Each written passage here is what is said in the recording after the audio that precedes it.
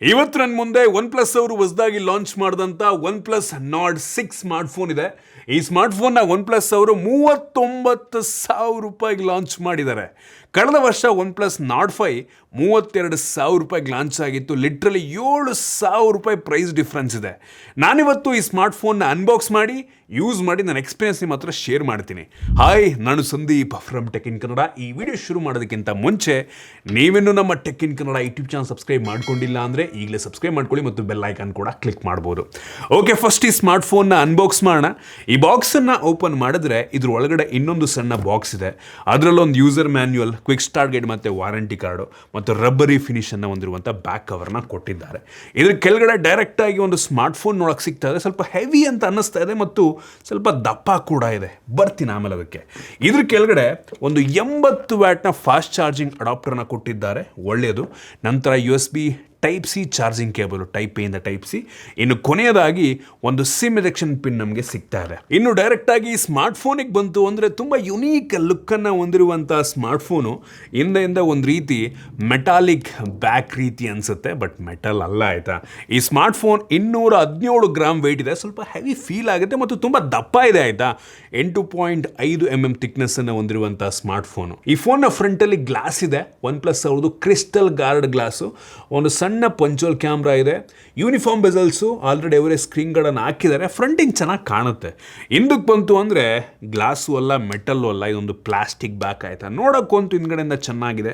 Unique design ನಮಗೆ ಸಿಗ್ತಾ ಇದೆ. ಈ ಫೋನ್ನ ಹಿಂದೆ 2 ಕ್ಯಾಮ್ರಾ ಇದೆ ಮತ್ತು ಸಿಂಗಲ್ LED ಫ್ಲ್ಯಾಶನ್ನು ಕೊಟ್ಟಿದ್ದಾರೆ ಮತ್ತು IR ಬ್ಲಾಸ್ಟರ್ ಕೂಡ ಹಿಂದೆನೇ ಇದೆ. ಈ ಫೋನಲ್ಲಿ ಪ್ಲಾಸ್ಟಿಕ್ ಫ್ರೇಮ್ ಇದೆ, ಮೆಟಾಲಿಕ್ ಫ್ರೇಮನ್ನು ಕೊಟ್ಟಿದ್ರೆ ಚೆನ್ನಾಗಿರ್ತಾ ಇತ್ತು. ಮತ್ತು ಕಸ್ಟಮೈಸಬಲ್ ಪ್ಲಸ್ ಕೀ ಸಹ ಇದೆ.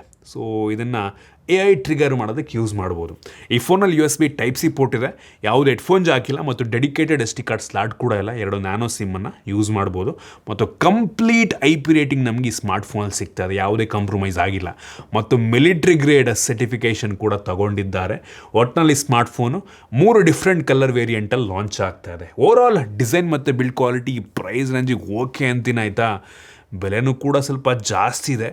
ಮೆಟಾಲಿಕ್ ಫ್ರೇಮು, ಗ್ಲಾಸ್ ಬ್ಯಾಕನ್ನು ಕೊಟ್ಟಿದ್ರೆ ನೆಕ್ಸ್ಟ್ ಲೆವೆಲ್ ಇರ್ತಿತ್ತು. ಇನ್ನು ಡಿಸ್ಪ್ಲೇಗೆ ಬಂತು ಅಂದರೆ 6.78 ಇಂಚಿಂದು 1.5K ರೆಸೊಲ್ಯೂಷನ್ದು ಅಮೋಲೆಡ್ ಡಿಸ್ಪ್ಲೇ ಇದೆ. 165 ಹರ್ಟ್ಸಿಂದು ಅಡಾಪ್ಟಿವ್ ರಿಫ್ರೆಶ್ ರೇಟ್ ನಮಗೆ ಸಿಗ್ತಾ ಇದೆ. ಹೆವಿ ಬ್ರೈಟ್ ಆಗಿದೆ. ಪೀಕ್ ಬ್ರೈಟ್ನೆಸ್ಸು 3600 ನಿಟ್ಸು ಮತ್ತು 10 ಬಿಟ್ ಡಿಸ್ಪ್ಲೇ, ಆಯಿತಾ. ವಿವಿಡ್ ಆಗಿದೆ. 100% DCI-P3 ಕಲರ್ ಗಾರ್ಮೆಂಟನ್ನು ಸಪೋರ್ಟ್ ಮಾಡುತ್ತೆ ಮತ್ತು ಆಕ್ವಾ ಟಚ್, ಕೈ ಒದ್ದಾಗಿದ್ರು ಸಹ ಫೋನ್ ಡಿಸ್ಪ್ಲೇ ಯೂಸ್ ಮಾಡ್ಬೋದು. ಡಿಸ್ಪ್ಲೇ ಈ ಪ್ರೈಸ್ ರೇಂಜಿಗೆ ಚೆನ್ನಾಗಿದೆ. ಇನ್ನು ಸ್ಟೋರೇಜ್ ವೇರಿಯಂಟಿಗೆ ಬಂತು ಅಂದರೆ ಬರೀ 2 ವೇರಿಯಂಟಲ್ಲಿ ಲಾಂಚ್ ಆಗಿದೆ. ಅಪ್ ಟು 12 GB ರ್ಯಾಮ್ ಮತ್ತು 256 GB ಸ್ಟೋರೇಜು. ರ್ಯಾಮ್ ಟೈಪ್ ಬಂದ್ಬಿಟ್ಟು LPDDR5X ಮತ್ತು UFS 4.1 ಸ್ಟೋರೇಜು. ನಂಗೆ ಅನ್ನಿಸ್ತಂಗೆ ಈ ಪ್ರೈಸ್ ರೇಂಜಿಗೆ ಯಾವುದೇ ಕಾಂಪ್ರಮೈಸು ರ್ಯಾಮ್ ಮತ್ತು ಸ್ಟೋರೇಜ್ನಲ್ಲಿ ಆಗಿಲ್ಲ. ಇನ್ನು ಪರ್ಫಾರ್ಮೆನ್ಸಿಗೆ ಬಂತು ಅಂದರೆ ಹೆವಿ ಪವರ್ಫುಲ್ ಆಗಿರುವಂಥ ಸ್ನ್ಯಾಪ್ಡ್ರ್ಯಾಗನ್ 8S Gen 4 ಪ್ರೊಸೆಸರ್ ಇದೆ, ಆಯಿತಾ. ಈ ಪ್ರೈಸ್ ರೇಂಜ್ಗೆ one of the best processor ಅಂತ ಕೂಡ ಅನ್ನಬಹುದು. ಇದರಲ್ಲಿ ಅನ್ನಿಸ್ತಂಗೆ ಅಂತ ಏನು ಕಾಂಪ್ರಮೈಸ್ ಆಗಿದೆ ಅಂತ ಅನ್ನಿಸ್ತಿಲ್ಲ. ಹೌದು, ಪ್ರೈಸ್ ಜಾಸ್ತಿ ಆಗಿದೆ. ಎಲ್ಲರೂ ಕೂಡ ಜಾಸ್ತಿ ಮಾಡಿರೋದ್ರಿಂದ ಏನೂ ಮಾಡೋದಕ್ಕಾಗೋದಿಲ್ಲ.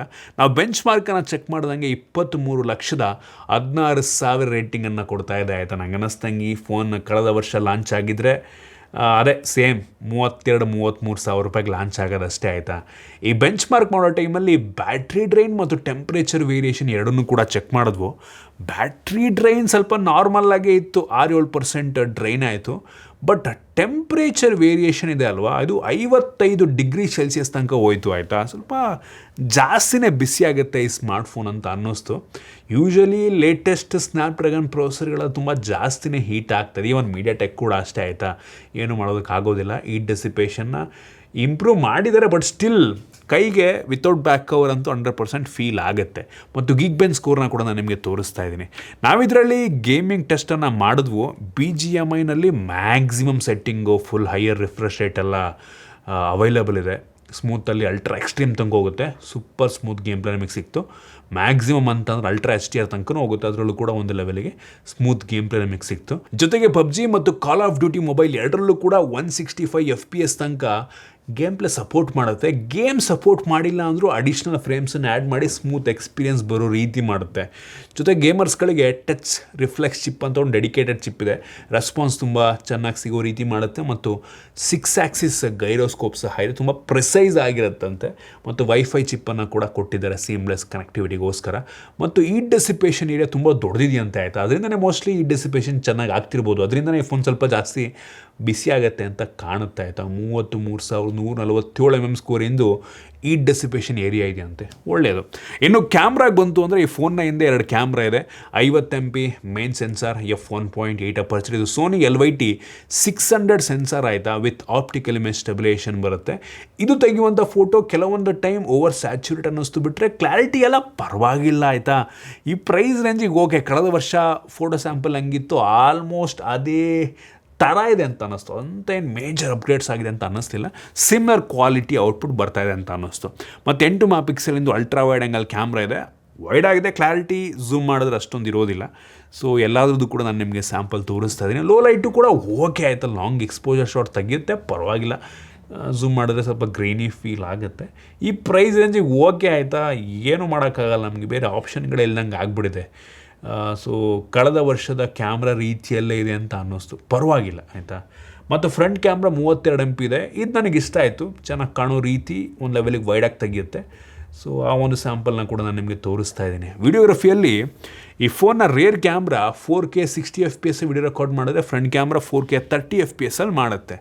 ಇನ್ನು ಕ್ಯಾಮ್ರಾ AI ಫೀಚರ್ನಲ್ಲಿ ನಮಗೆ portrait glow, erasing feature, perfect shot ಇದೆಲ್ಲದೂ ಕೂಡ ಸಿಗ್ತಾ ಇದೆ. ಸೊ ಗ್ಯಾಲರಿಯಲ್ಲಿ ಎಡಿಟಿಂಗ್ ಫೀಚರ್ಗಳು ಕೂಡ ಚೆನ್ನಾಗಿದೆ ಮತ್ತು ಕ್ಯಾಮ್ರಾ ಅಪ್ಲಿಕೇಶನ್ ಕೂಡ ತುಂಬ ಯೂಸರ್ ಫ್ರೆಂಡ್ಲಿ ಇದೆ. ಡಿಫ್ರೆಂಟ್ ಫಿಲ್ಟರ್ಸು, ಸೀನ್ಸ್ಗಳೆಲ್ಲ ಇದೆ. ಸೊ ನೋಡೋಕೆ ಒಂದು ರೀತಿ ಆಪಲ್ ಕ್ಯಾಮ್ರಾ UI ರೀತಿಯಲ್ಲೇ ಕಾಣುತ್ತೆ ಈ ಫೋನು. ಇನ್ನು ಸೆಕ್ಯೂರಿಟಿಗೆ ಬಂತು ಅಂತ ಅಂದರೆ ಈ ಫೋನಲ್ಲಿ optical in display fingerprint sensor ಇದೆ. ಫೇಸ್ ಅನ್ಲಾಕನ್ನು ಕೊಟ್ಟಿದ್ದಾರೆ ಮತ್ತು ವೈಡ್ ವೈನ್ L1 ಸೆಕ್ಯೂರಿಟಿ ಕೂಡ ಸಿಗ್ತಾ ಇದೆ. ಇನ್ನು OSಗೆ ಬಂತು ಅಂದರೆ ಆ್ಯಂಡ್ರಾಯ್ಡ್ 16 ಬೇಸ್ ರನ್ ಆಗ್ತಿರುವಂಥ ಆಕ್ಸಿಜನ್ OS 6 ನಮಗೆ ಸಿಗ್ತಾ ಇದೆ. ಅವರೇ ಕನ್ಫರ್ಮ್ ಮಾಡಿರೋ ಪ್ರಕಾರ ಈ ಫೋನ್ಗೆ 4 ವರ್ಷಗಳ OS ಅಪ್ಡೇಟು ಮತ್ತು 6 ವರ್ಷಗಳ ಸೆಕ್ಯೂರಿಟಿ ಪ್ಯಾಚನ್ನು ಕೊಡ್ತಾರಂತೆ, ಒಳ್ಳೆಯದು.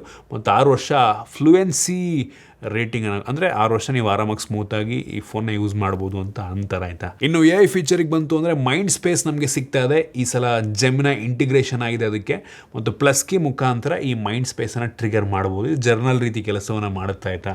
ಮತ್ತು ರೈಟಿಂಗ್ ಟೂಲ್ಸ್ ಎಲ್ಲ ಇದೆ. ಅದಕ್ಕೆ AI ಗೋಸ್ಟ್ ರೈಟರ್ ಅಂತ ಕರೀತಾರೆ. ಗೋಸ್ಟ್ ರೈಟರ್ ಅಂತ ಅಂದರೆ ಬೇರೆ ಹೆಸರಲ್ಲಿ ಒಂದು ಬುಕ್ಕನ್ನು ಬರೆದ್ರೆ ಗೋಸ್ಟ್ ರೈಟರ್ ಅಂತಾರೆ. ಸೊ ಇದು ಕೂಡ ಅಷ್ಟು ನೀವೇನೋ ಟೈಪ್ ಮಾಡಿರ್ತೀರ, ಸೊ AI ಮುಖಾಂತರ ಎನಾನ್ಸ್ ಮಾಡುತ್ತೆ, ಅದಕ್ಕೆ AI ಗೋಸ್ಟ್ ರೈಟರ್ ಅಂತ ಅಂತಾರೆ. ಸರ್ಕಲ್ ಸರ್ಚ್ ಕೂಡ ಇದರಲ್ಲಿದೆ, ಜೆಮಿನೈ ಸಹ ಇದೆ. ಅವಶ್ಯಕತೆ ಇರುವಂಥ ಸಣ್ಣ ಪುಟ್ಟ AI ಫೀಚರ್ಗಳೆಲ್ಲ ಇದ್ದಾವೆ. ಕೆಲವೊಂದು ಬೇಡದಂಥ ಅಪ್ಲಿಕೇಶನ್ ಇದೆ, ಸ್ಮೂತಾಗಿ ಕೆಲಸವನ್ನು ಮಾಡ್ತಿದೆ ಒಟ್ಟಿನಲ್ಲಿ OSು. ಸೊ ಕಸ್ಟಮೈಸೇಷನ್ ಆಪ್ಷನ್ ಕೂಡ ಚೆನ್ನಾಗಿದೆ. ಮುಂಚೆಗಿಂತ ಈ OS ಸ್ವಲ್ಪ ಬೆಟರೇ ಇದೆ ಅಂತೀನಿ ಆಯಿತಾ. ಇನ್ನು ಬ್ಯಾಟ್ರಿಗೆ ಬಂತು ಅಂದರೆ ಇದು ಸ್ಲಿಮ್ಮೆಸ್ಟ್ 9000 mAh ಬ್ಯಾಟ್ರಿ ಇರುವಂಥ ಸ್ಮಾರ್ಟ್ಫೋನ್ ಅಂತಪ್ಪ. 9000 mAh ಕೆಪಾಸಿಟಿ ಬ್ಯಾಟ್ರಿ, ಸೂಪರ್. ಮತ್ತು ಬಾಕ್ಸ್ ಒಳಗೆ 80 ವ್ಯಾಟಿಂದು ಸೂಪರ್ ವೂಕ್ ಚಾರ್ಜರ್ನ ಕೊಟ್ಟಿದ್ದಾರೆ. ಬೈಪಾಸ್ ಚಾರ್ಜಿಂಗ್ ಸಹ ಇದೆ ಇದರಲ್ಲಿ, ಮತ್ತು ರಿವರ್ಸ್ ವೈರ್ಡ್ ಚಾರ್ಜಿಂಗನ್ನು ಮಾಡ್ಬೋದು. 5 ವರ್ಷ ಬ್ಯಾಟ್ರಿ ಹೆಲ್ತ್ ಚೆನ್ನಾಗಿರುತ್ತೆ ಅಂತ ಹೇಳ್ತಾರೆ OnePlusನವರು. ಏನು ಸ್ಪೀಕರಿಗೆ ಬಂತು ಅಂದರೆ ಡ್ಯುಯಲ್ ಸ್ಟಿಯೋ ಸ್ಪೀಕರ್ ಇದೆ. ಸ್ಪೀಕರ್ನ ಕ್ಲಾರಿಟಿ ಚೆನ್ನಾಗಿದೆ, ಜೋರಾಗಿ ಕೂಡ ಕೇಳುತ್ತೆ. 100% ಆದಮೇಲೆ 300% ವಾಲ್ಯೂಮ್ ಬೂಸ್ಟ್ ಕೂಡ ಆಗುತ್ತೆ. ರಿಯಾಲಿಟಿ ಆಡಿಯೋನ ಕೂಡ ಈ ಸಲ ಈ ಫೋನ್ಗೆ ಕೊಟ್ಟಿದ್ದಾರೆ. ಕನೆಕ್ಟಿವಿಟಿಯಲ್ಲಿ ವೈಫೈ 7 ನಮಗೆ ಸಿಗ್ತಾ ಇದೆ, ಬ್ಲೂಟೂತ್ 6 ಇದೆ, NFC ಸಹ ಕೊಟ್ಟಿದ್ದಾರೆ ಆಯಿತಾ. ಸೊ ನಂಗನ್ನಿಸ್ದಂಗೆ ಮೆಜಾರಿಟಿ ಫೀಚರ್ಸ್ಗಳು ಈ ಫೋನಲ್ಲಿ ಚೆನ್ನಾಗಿದೆ. ಅವಶ್ಯಕತೆ ಇರುವಂಥದ್ದೆಲ್ಲ ಆಲ್ಮೋಸ್ಟ್ ಚೆನ್ನಾಗೇ ಕೊಟ್ಟಿದ್ದಾರೆ. ಒಂದು ಅಡಿಷ್ನಲ್ ಬೆನಿಫಿಟ್ ಏನಪ್ಪ ಅಂದರೆ ಈ ಫೋನ್ನ ಡಿಸ್ಪ್ಲೇಗೆ ನಿಮಗೆ ಲೈಫ್ ಟೈಮ್ ವಾರಂಟಿ ಸಿಗುತ್ತೆ. ಅಂದರೆ ಗ್ರೀನ್ ಲೈನ್ ಏನಾದರೂ ಬಂತು ಅಂದರೆ ನಿಮಗೆ ಫ್ರೀಯಾಗಿ 10 ವರ್ಷ ಆಗಿರಲಿ ಫೋನ್ ಲಾಂಚ್ ಆಗಿ ಫ್ರೀಯಾಗಿ ರೀಪ್ಲೇಸ್ ಮಾಡಿಕೊಡ್ತಾರೆ. ನನ್ನ ಫ್ರೆಂಡಿಂದ ಒಂದು ಸಲ ಆಗಿತ್ತು, ಅದನ್ನು ಆ್ಯಕ್ಚುಲಿ 3 ವರ್ಷ ಆದಮೇಲೂ ಫ್ರೀಯಾಗಿ ರೀಪ್ಲೇಸ್ ಮಾಡಿಕೊಟ್ರು. ಅದೊಂದು ಪ್ಲಸ್ ಪಾಯಿಂಟ್ ನಂಗೆ ಅನ್ನಿಸ್ತಂಗೆ ಒಳ್ಳೆಯದು ಆಯಿತಾ. ಓವರಾಲ್ ಓಕೆ, ಬೆಲೆ ಸ್ವಲ್ಪ ಕಡಿಮೆ ಆಗಿದ್ದರೆ ಚೆನ್ನಾಗಿರ್ತಿತ್ತು, ಬಟ್ ಏನೂ ಮಾಡೋಕ್ಕಾಗಲ್ಲ, ಎಲ್ಲರೂ ಜಾಸ್ತಿ ಮಾಡ್ತಿರೋದ್ರಿಂದ ಇವರು ಕೂಡ ಮಾಡಿದ್ದಾರೆ. ಹಳೇ OnePlus Nord 5 ಪ್ರೈಸೇ 36,000 ರೂಪಾಯಿ ಇದೆ. ಇನ್ನೇನು ಮಾಡ್ತೀರಾ, ಅದಕ್ಕಿಂತ 2-3 ಸಾವಿರ ರೂಪಾಯಿ ಜಾಸ್ತಿಗೆ ಲಾಂಚ್ ಮಾಡಿದ್ದಾರೆ. ಏನೂ ಮಾಡೋಕ್ಕಾಗಲ್ಲ. ಮೋಸ್ಟ್ಲಿ ಮುಂದಿನ ವರ್ಷ ಆ ಫೋನ್ನ ಬೆಲೆಗಳು ಕಡಿಮೆ ಆಗಬಹುದೇನು. ಸದ್ಯಕ್ಕೆ ಬೇರೆ ಆಪ್ಷನ್ ಇಲ್ಲ. ಈ ಪ್ರೈಸ್ ರೇಂಜಿಗೆ ಒಂದು ಲೆವೆಲ್ಗೆ ಚೆನ್ನಾಗಿದೆ. ಸೊ ಒಂದೇನಪ್ಪ ಅಂದರೆ ಈ ಫೋನಲ್ಲಿ ಹೇಳಿದ್ನಲ್ಲ, ಗ್ಲಾಸ್ ಬ್ಯಾಕು, ಮೆಟಾಲಿಕ್ ಫ್ರೇಮ್ ಇಲ್ಲ ಅನ್ನೋದು ಬಿಟ್ಟರೆ ಉಳಿದಿದ್ದೆಲ್ಲ ಆಲ್ಮೋಸ್ಟ್ ಚೆನ್ನಾಗಿದೆ ಆಯಿತಾ. ಸೊ ಅವಶ್ಯಕತೆ ಇರುವಂಥದ್ದೆಲ್ಲ ಆಲ್ಮೋಸ್ಟ್ ಚೆನ್ನಾಗಿದೆ ಅಂತ ಅನ್ನಿಸ್ತು. ಇದಿಷ್ಟು ಈ ಫೋನ್ನ ಬಗ್ಗೆ ನನ್ನ ಆನೆಸ್ಟ್ ಒಪಿನಿಯನು. ನಿಮ್ಗೆ ಇದ್ರ ಬಗ್ಗೆ ಏನು ಅನ್ನಿಸ್ತು ಕಾಮೆಂಟ್ ಮಾಡಿ, ಇಷ್ಟ ಆಗಿದ್ರೆ ಲೈಕ್ ಮಾಡಿ, ಶೇರ್ ಮಾಡಿ. ಇದೇ ರೀತಿ ನಮ್ಮ ಬೇರೆ ಬೇರೆ ವಿಡಿಯೋಗಳಿಗೆ ನಮ್ಮ tech in Kannada YouTube channel subscribe ಮಾಡ್ಕೊಂಡಿಲ್ಲ ಅಂದ್ರೆ ಈಗಲೇ ಸಬ್ಸ್ಕ್ರೈಬ್ ಮಾಡ್ಕೊಳ್ಳಿ ಮತ್ತು ಬೆಲ್ ಐಕಾನ್ ಕೂಡ ಕ್ಲಿಕ್ ಮಾಡ್ಬೋದು. ಸಿಗೋಣ ಮತ್ತೆ ಮುಂದಿನ ವಿಡಿಯೋದಲ್ಲಿ.